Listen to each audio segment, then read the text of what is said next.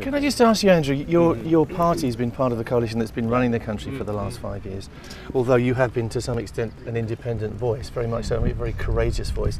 How do you see the next parliament? How do you see change happening, or do you want change to happen? Well, I've always been a strong parliamentarian, so I believe that what we need is if consensus can't be achieved amongst the governing parties, and there won't be a single governing party, then actually leave the final decision making to Parliament itself, because the worst thing that we have in politics is where you have backroom deals and stitch-ups which are then railroaded through Parliament without proper debate or scrutiny or consideration, simply by using and indeed abusing the party whipping system. The whip system, yeah. If you strengthen Parliament, you strengthen the opportunity for the general public to actually engage in politics as well, because everything is up for grabs. It actually engages people in politics. It engages them in decision making. So, in my view, you know, what we need to do is to not weaken government, but to strengthen it by actually strengthening Parliament. That's exactly the answer I was hoping to hear. That's great. It amounts really to an erosion of. With you, I know, only a little, yeah. It amounts really to the demise of the two-party system as it's become, doesn't it? And eliminating the element of bullying that goes on in Parliament, right?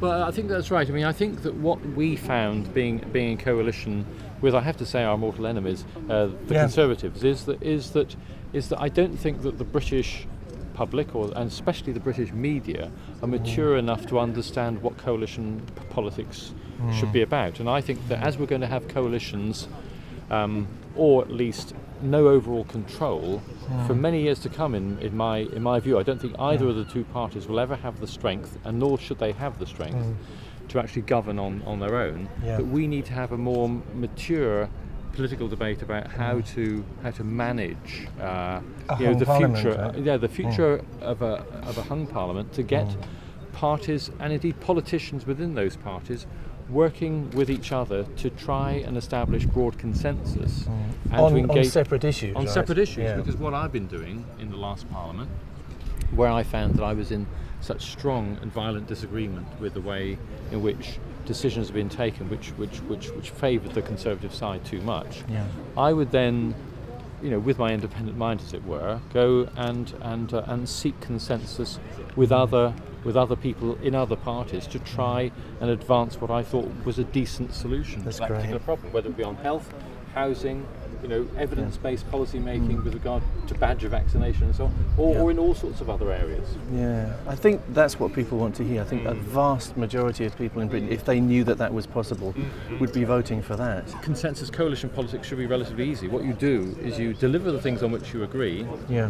You try to find consensus in the areas where you disagree. What you don't do is you don't then do the backroom stitch-ups, in quads and other, and then use the whipping system to push it through. What you do is, if you can't find an agreement between the two parties, that's what Parliament's there for. I mean, why the hell do we elect people to Parliament if they're only used as sheep to vote through what the party whips tell them they have to vote through? That's what disempowers all of us. That's what means that our vote doesn't mean anything, in fact, and it has to change. And people lose their voice. And the more you see that you actually have a reasonable opportunity for independent-minded politicians, working within the value system of their party, working together to find things, is that actually the general public actually then have an opportunity to have a say. Through their elected member, which is the way it's supposed to work, isn't it? And that's what hasn't been working up to now. Well, I'm hoping to see you not in a coalition. I'm hoping to see you